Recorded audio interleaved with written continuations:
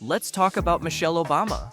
You probably know her as the effortlessly elegant First Lady who stood beside Barack Obama as he made history. But beneath the polished pearls and graceful speeches lies a woman of grit, grounded values, and a backstory more captivating than a Hollywood drama, and it includes piano lessons, Monopoly battles, and a sneaky rise to millionaire, or possibly billionaire, status. Buckle up, because we're peeling back the curtain on the Michelle you didn't know. Humble roots, mighty dreams. Michelle LaVaughn Robinson was born on January 17, 1964, on Chicago's Southside, a neighborhood more famous for grit than glamour. Her father, Fraser Robinson III, despite battling multiple sclerosis, worked diligently as a city pump operator, never missing a day, even when he had to hobble to work.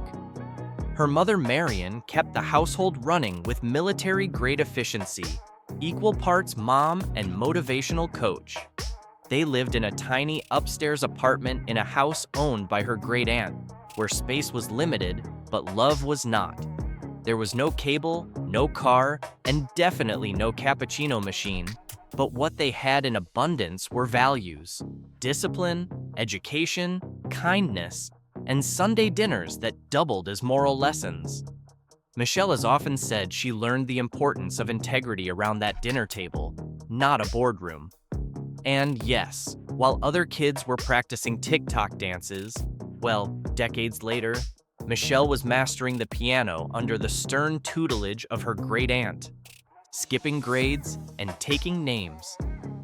Michelle wasn't just smart, she was skip-a-grade smart. Both she and her brother Craig breezed past second grade like it was a speed bump on the road to greatness. While attending Whitney M. Young Magnet High School, Chicago's first magnet school, she commuted 90 minutes daily just to get a top-tier education. There, she didn't just earn straight A's. She also became student council treasurer and a National Honor Society member, managing extracurriculars like someone training for a triathlon. Despite being told by a school counselor that she wasn't Princeton material, Michelle applied anyway.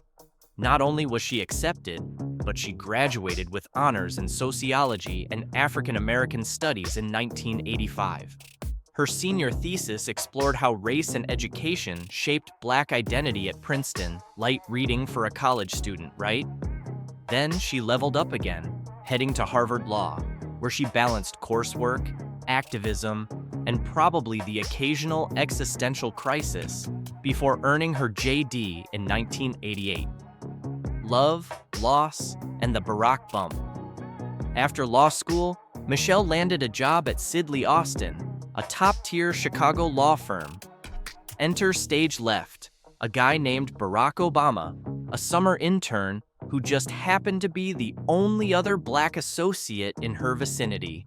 Cue the meet cute. Michelle was assigned to mentor him. She tried to keep things professional, but his charisma was harder to dodge than a surprise Zoom meeting. Their connection grew, leading to marriage in 1992, officiated by none other than Reverend Jeremiah Wright. But life wasn't all roses. Michelle faced a heartbreaking miscarriage before turning to IVF, which led to the birth of their daughters Malia in 1998 and Sasha in 2001. Parenthood had entered the chat, a career that refused to sit still. Michelle juggled her roles like a pro: wife, mother, and powerhouse executive. From working in city government to nonprofits, and finally becoming the VP of Community and External Affairs at the University of Chicago Hospitals, Michelle's resume reads like a LinkedIn profile that would make even overachievers sweat. By 2005, her salary jumped from $121,000 to around triple that, just as Barack's Senate career took off.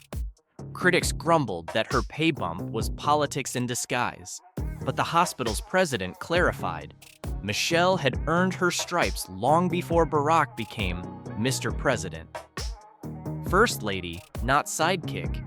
In 2008, Barack won the presidency, and Michelle found herself moving into the White House, which she didn't even want initially.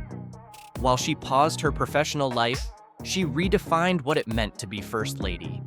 She wasn't just cutting ribbons, she was launching nationwide initiatives like Let's Move, Let Girls Learn, Joining Forces, and Reach Higher.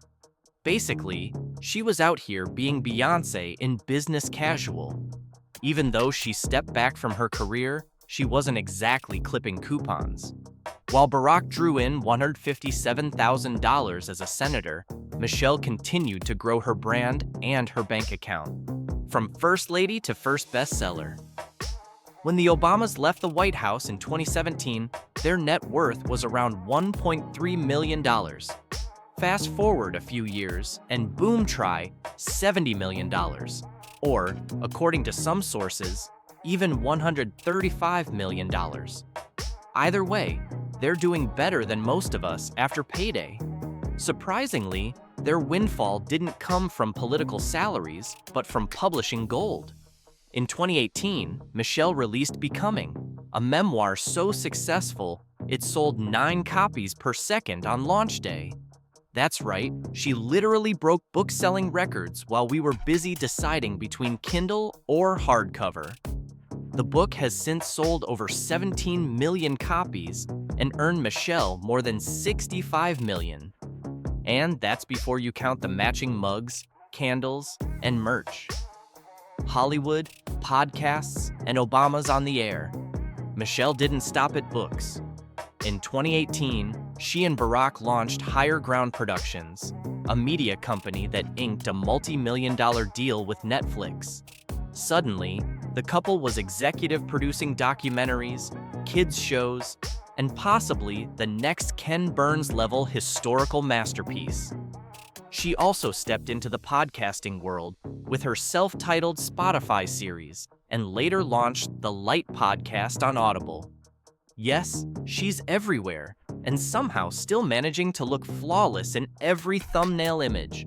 Fashion, fame, and $500.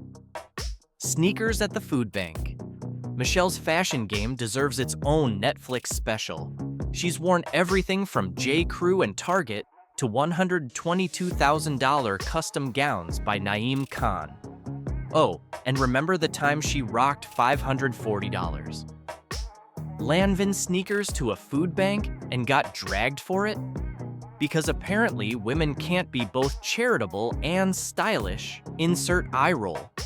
Whether she's in Converse or couture, Michelle always looks like she's about to deliver a TED Talk that changes your life. Luxury life and a side of humility. The Obamas enjoy a life of luxury, and honestly, who wouldn't after 8 years of leading the free world? Their vacations are straight out of a travel blogger's dream, from kite surfing with Richard Branson to relaxing at the ultra-exclusive Brando Resort in French Polynesia, where a single night costs more than most people's rent. Their real estate portfolio is just as enviable. A $1.65 million Chicago home, now worth $2.5, an $8.1 million mansion in Washington, D.C., once a rental, a beachfront estate in Hawaii valued at $8.7 million, and a stunning $11.75 million. Martha's Vineyard property with sweeping ocean views and serious Kennedy vibes. Their D.C. home was once the second priciest in the elite Kalorama neighborhood just behind Jeff Bezos's pad. Doing good while doing well. For Michelle, wealth isn't just for indulgence, it's also for impact. From 2009 to 2015, the Obamas donated over $1.1 million to charity, much of it aimed at education, veterans, and community development. They don't just talk the talk, they Venmo the causes too. In 2021, Michelle was inducted into the National Women's Hall of Fame because apparently being one of the most influential women in modern history finally earns you more than magazine covers. But will she run for president? In short, nope. Despite the rumors that pop up every 4 years like a bad rash, Michelle has said repeatedly that politics isn't her jam. She prefers changing the world from the sidelines, through books, initiatives, and by being the role model your mother wishes you'd follow on Instagram. Legacy in progress. Michelle Obama is more than a former First Lady. She's an author, executive producer, mother, fashion icon, philanthropist, and someone who can probably beat you in Scrabble and a push-up contest. Her story is the American dream, with sequins. From a little girl on Chicago's Southside who learned piano from her great-aunt to a woman who now commands $225,000 for a single speaking gig, Michelle proves that you don't need to be born into wealth to become an icon. You just need grit, grace, and maybe a really good publicist. And that's a wrap on the incredible journey of Michelle Obama.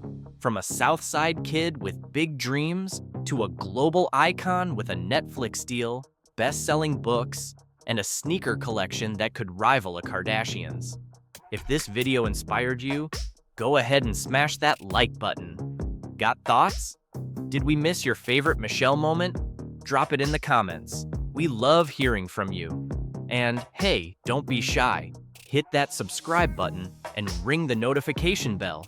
Until next time, stay curious, stay classy, and maybe pick up a copy of Becoming, or at least the mug.